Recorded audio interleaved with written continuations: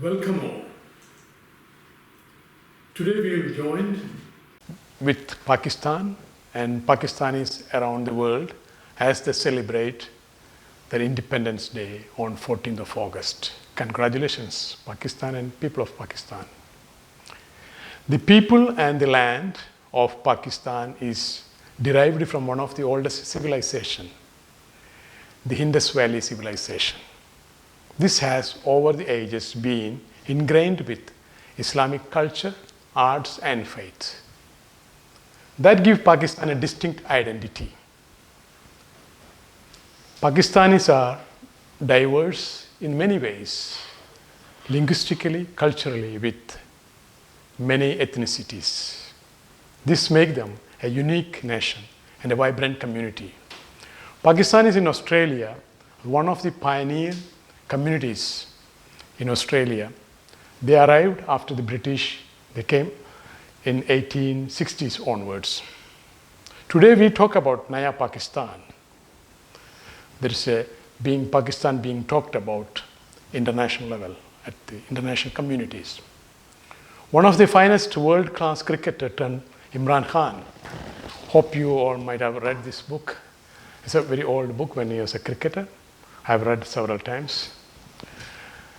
Mr. Imran Khan was sworn in as 22nd Prime Minister of Pakistan on 18th of August 2018. And the image of new Pakistan emerged from since then. According to Ehsan Habib, former additional director of the Pakistan Water and Power Development Authority, Imran Khan government achieved significantly within the first 1 year. So he gave a long list of his achievements, at least about 20, but I will tell you a few of them, achievement very significant. Number one, current account deficit was reduced by 30%, whereas current trade deficit was reduced by 14%. He has cracked down on money laundering and has given accountability and transparency in government. He has promoted tourism and inaugurated the new Mohammed Dam. And another significant thing, Imran Khan's initiative is Plan of Pakistan, which means the objective of that was to plant 1.5 million trees around the country, aiming to cool down the environment. It's a positive contribution towards climate change, which is very important in today's atmosphere. That is, we talk about at the domestic level, but internationally, since Imran Khan came, he fulfilled the dream of Sikh community, one of the minority community in Pakistan and India, by opening Kartarpur corridor. Then, according to Al Jazeera last month, July, I read that a permission was given to build a temple, Hindu temple in Islamabad, the capital of Pakistan. And in diplomacy, within last few years' time, Imran Khan outreached his neighbors, giving a friendly hand to all his neighborhood, and concreted the bilateral relationship with Iran and Afghanistan. And lately on the news, it's a very good, positive and pragmatic relationship he built with Bangladesh. Bangladesh was one part of Pakistan until 1971. So that is his diplomacy, and that is his domestic So he has facelift Pakistan. So Pakistan is all around the world, especially the youth, have some interest in his government and Pakistan identity. So today's show, we got a very interesting two young Australians of Pakistani heritage. Welcome to Miss Mehreen Javaid. Nice to meet you. And welcome Miss Heena Khan. Miss Mehreen Javaid has a bachelor degree in contemporary music and master of research from Macquarie University. She has a passion for music, songwriting and dance.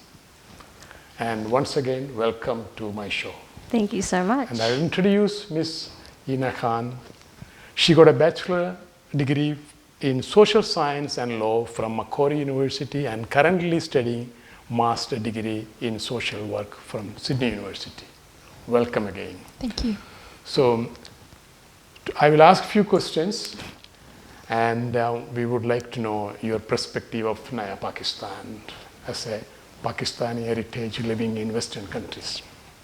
My first question to Mehreen. Yes. As a Pakistani Australian, how do you see the current changes in Pakistan since Prime Minister Imran Khan took over? That's a very interesting question because we live abroad most of our lives, and we experience Pakistan through YouTube, through stories from our family back home. I haven't been personally back for a very long time. But the most interesting thing that I remember when Imran Khan got elected, my Bangladeshi colleague, my British colleague came over going, "Oh, I love the man that you have in charge. He's so amazing, Imran Khan. Like, my family knows him." It was a moment, I remember, when he got elected into the country. And it's always exciting, but also nerve-wracking for every Pakistani when leadership comes in. But it's actually been a really steady time for the first time, I think, in Pakistani politics. And I remember, actually I have a story. There's this lovely girl who, like, I buy my clothes off her from Melbourne, and they're Indian Muslim. And their family goes to Pakistan to, like, get some trade, get some clothes for shopping to sell for their business. And this time they said, before we used to go, before Imran Khan came in, it was hard for an Indian citizen to get a visa to go into Pakistan, and it wasn't a very fun process. But this time they said it was very easy, and when we went, we had the most amazing experience of Pakistan that I would renounce my Indian citizenship to join your country. And that was the biggest thing I have ever heard in my whole time. As an Australian, it makes you feel proud. It makes you feel very proud of where you're from, that we're doing positive things. And one of my friends, Liz, she traveled all around Asia teaching English, and Pakistan was her next stop, but she had to come back because of the coronavirus situation. Okay. So it's really lovely hearing, not just from your people, but from other people, how well your country is progressing. And that gives you such a good space and makes you feel more prouder to preach and to not preach, but to show and share. Your identity. Yeah, it Pakistani feels really. It's an exciting time. Yeah, that's very that's exciting. very nice stuff. And I heard from different people as well. That's because right. since Imran Khan, there is a hope, and because last few decades, Pakistan didn't have a good political stability. So That's correct. hopefully Imran Khan will bring. And my next question to Ms. Khan, and you share same surname with Imran Khan. It's true, not related, as far as I can tell. But Imran Khan's surname is not Khan. Yeah. My question is, Ms. Heena Khan works with the youth work, refugee settlement, and mentoring, and which is a very challenging job. And so I would like to ask a few questions based on that. Sure. So did Imran Khan bring any change to the mindset of people, particularly the youths living in Australia? Have you been inspired yourself? So I work, as you said, mostly with people from refugee backgrounds or culturally and linguistically diverse backgrounds. I haven't seen them specifically make reference commonly to Imran Khan, but I can see that people value being recognized, or the possibility of citizenship, or the possibility of Pakistan being seen more positively, publicly. And I think people are inspired by the social justice elements, about the positive reputation.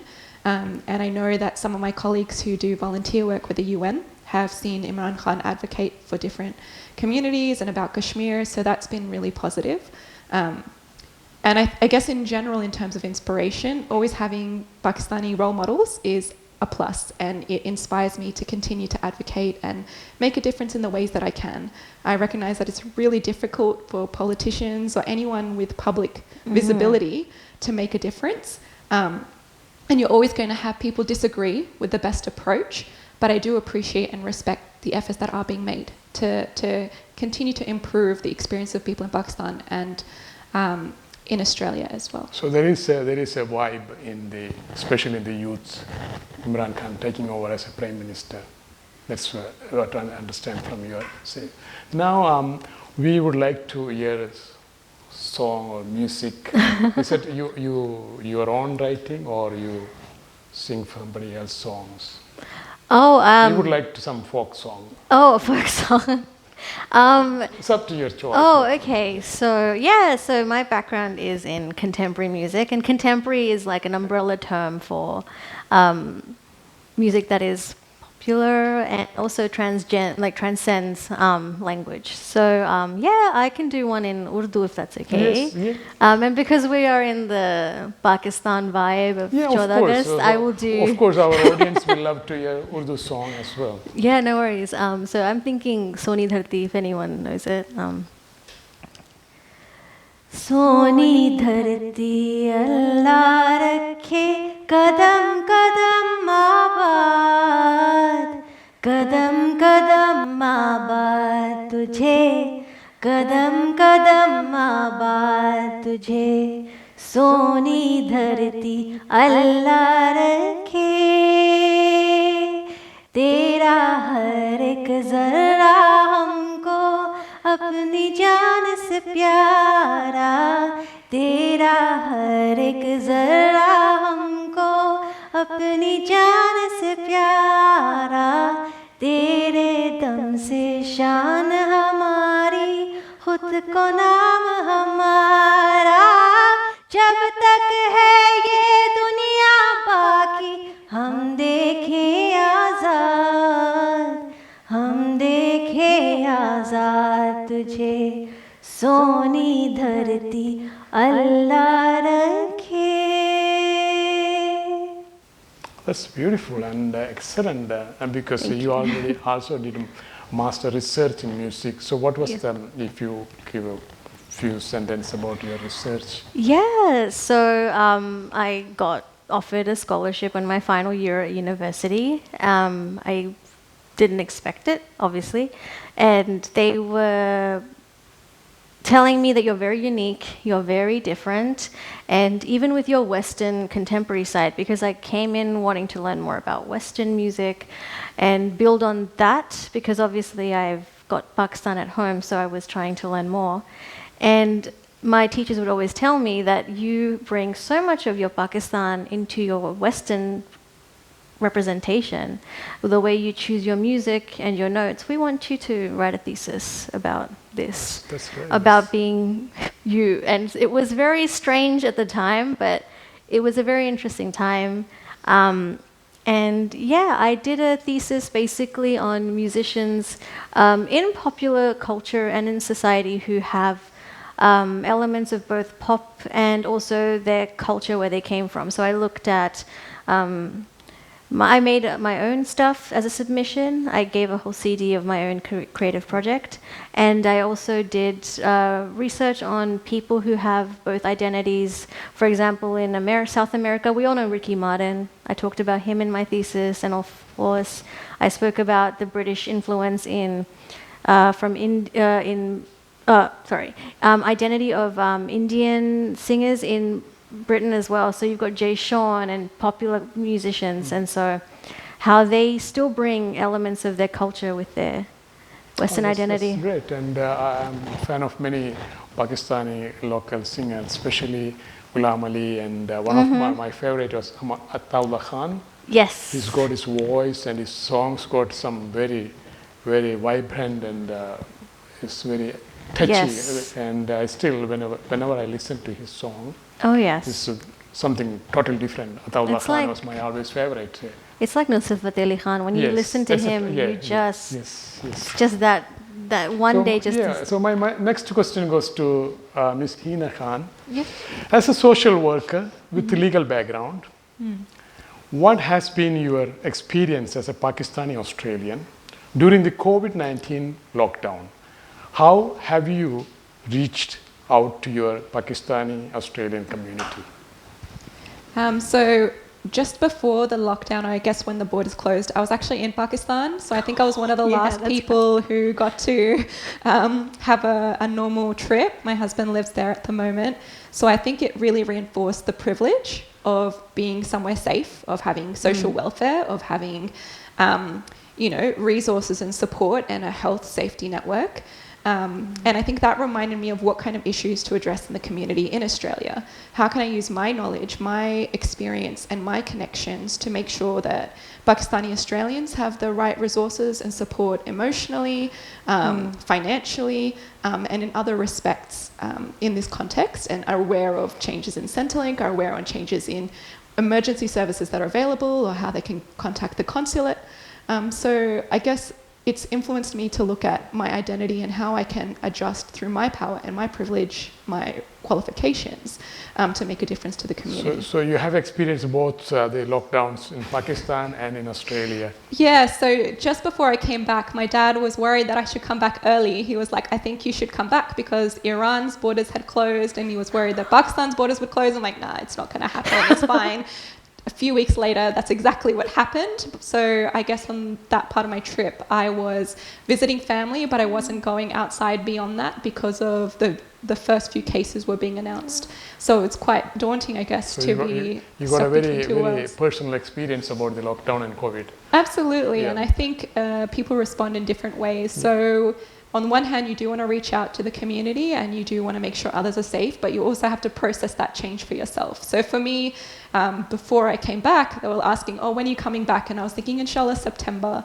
Now we don't know when those borders are going to reopen. So I can really empathize with people about if they have people that they were looking forward to visiting or vice versa, or, you know, the importance of that connection as well. Thank you very much. That's very, very inspiring because people can understand that internationally, comparing the two nations, Australia and Pakistan, what's happening, and individually they've gone through many issues during this, especially people traveling overseas and when a sudden COVID happened. My next and the last question to Ms. Mehreen and Javaid. Pakistani culture is rich in folk songs and music, as we were discussing. Yes. Have you been inspired by any of this Pakistani origin? Do you try to bridge the two different cultures, that means Western Australian Western and Pakistani culture, Pakistani in Australia, through your music and dance? I think it's difficult not to. I remember growing up, we'd be driving in the car, and I was, I think, 3 years old. And I've never told my parents this, but I remember we had a Nusrat Fateh Ali Khan cassette tape. Like, I'm that old. We'd have cassettes in the car, and we'd rewind them, and it would just be his music, and that was not just a memory, but that sort of bleeds into your content of growing up. So we didn't really listen to too much like household like film music or anything.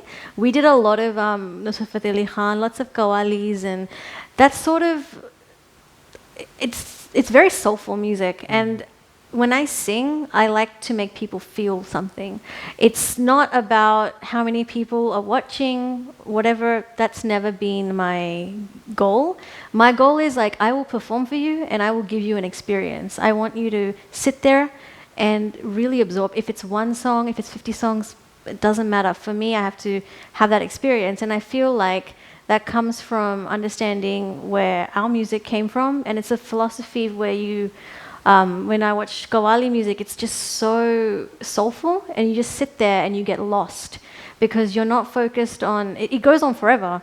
It doesn't stop. And then you're in that moment, and I really like to focus on if I have one song for 3 minutes, if I have one song for 50 songs, 50 hours, whatever, as long as everyone is listening and watching and enjoying, that is my thing. My personal experience with Nusrat Ali Khan's music, when you listen, you will go to a different realm. That's exactly right. And to take some few seconds or minutes to come back to reality, because that's his voice and his lyrics. Yeah. And that being copied by many movies and things, continues to copy. That's true. And similarly, that's what I was thinking about, making a bridge with two culture. Well, it's interesting. When I was in university, we had to do performance exams, and when I'd go in to do my exam, I'd perform, and then I'd come out, and your teachers would be sitting like a panel like this, and they'd be grading you, and then I finished up, and literally one of my teachers, she looked up like she was crying, like tears in her eyes, and I said, "What's happening?" She's like, "I forgot to mark you." I couldn't watch. I couldn't mark you. I was watching you the whole time. So that was. It means the music touches your Yeah, heart. and that's what I want to do. That's why you can do many things through the music. Because music is the best medium at the moment. You can, I agree. like especially we are social distancing. So music, you don't have to be physically present. We can send through the wave of music your message of, especially about the culture and identity through the music. And hopefully one day you will be famous Australian music. Yeah, there is no limit. She's famous with a lot of community. So far, a lot of the people have seen her work. I listen to some of her performance in many community programs. Everyone's been very kind to me. I'm very lucky. Thank you very much. And my last you. and final question to Ms. Heena Khan. Yeah. As a person who works with refugee settlement and mentoring people who have been through trauma, have you been stimulated by any Pakistani intellectuals or even the charity work of the famous Eidi Foundation of late Abdul Sattar Eidi? So I think growing up in Australia, but having Pakistani heritage, charity is something that we're taught is embedded within the philosophy of being Pakistani and being Muslim. I think it's hard not to engage in charity without being inspired by the people around you. For me, I think in practicality, a lot of that has been my family and some of the stories or the memories that really stick in my mind about how our individual impacts and our power can be used for good. So I remember my mum talking about when she got married that they ate some mango seeds in Pakistan, mangoes in Pakistan, and they threw the mango seeds in the bin. But there were children on the street who were so hungry that they took the seeds out of the bin and tried to suck the leftover juice from these seeds because they were, because of their circumstances. And later on, my mum telling me about sometimes in natural disasters like bushfires that some children were orphaned, but they were separated from each other. And I think those kinds of memories or those experiences really remind me of the power that we have to make a difference and not take it for granted, and to be able to implement charity and social justice equitably, which is something that I'm also inspired by the late Eidi. I do believe his philosophy about supporting all people and respecting all walks of life and not being driven by financial or other personal incentives is something that has driven my work and my professional and personal practice. And in addition to that, people like Muniba Mazari, who have used trauma to transform lives. The fact that they've experienced that hardship and that challenge has actually made them more effective as workers. And I've seen, I had the privilege of taking some young people from refugee backgrounds to see her in Sydney. And it was really inspiring. And I think they felt more connected to her because of the challenges she'd faced and how she was able to creatively connect with them and use art and use her experiences to inspire others. That made it more powerful than someone who didn't have that experience. I remember that day. Yeah, that was a nice day. It was beautiful. Yeah. And I know that it really touched people more than sometimes other famous people who don't have that dual heritage or different identities. And even Malala, whether or not people agree with every philosophy of someone who's famous, it's incredible to see them using their power and their privilege charitably through a social justice lens to support education. And even if you're afraid or if there are challenges, that you continue to utilize that to make a difference. And as I mentioned earlier, Pakistan got ingrained with Islamic values and faith, and Islam always advocate charity and helping the needy. And of course, you people will be, and Pakistan as a nation, very charitable nation, and we need within the Pakistani community, in Australia and in Pakistan back home. And you both are here today, so I feel like when I'm listening to both of you, it's two different perspectives, two different worlds. One is music and art, one is charity and humanitarian perspective. So you should work as a team, work this music and humanitarian together, make it a hybrid, something coming to support and help people within the community in Australia and back home, and so that will be much appreciated by people, of course. And Pakistan also need lots of support from because of many other reasons.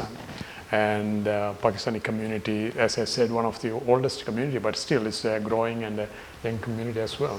So, so during this Imran Khan and all these things coming, Pakistan got a new image, and we hope that Pakistan will maintain that momentum of what Imran Khan brought into to international level and domestic level, and people around the world with Pakistani heritage, they will more inspired what's happening at home, and that will have bring brighter future for Pakistanis in Australia and Pakistanis back home.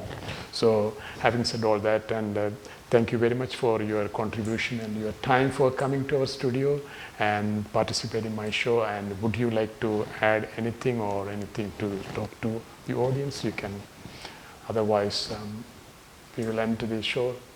No, just have a great Independence Day, do good things. For Independence Day, happy birthday to me and happy birthday to Pakistan. By the way, it's 14th of August is Heena's birthday. So that's my contribution to thank you, Pakistan. You have given me a beautiful holiday. And student biryani, give a free biryani. I free think. biryani as well. Student biryani. Yes. Okay, that's all. But yeah, at a general level, again, once again, to the audience, my audience, particularly Pakistani community, once again, congratulations on your Independence Day, and we hope and we pray for a safe and brighter, brilliant Pakistan in the near future, inshallah. Inshallah. Khuda Hafiz. Allah Hafiz.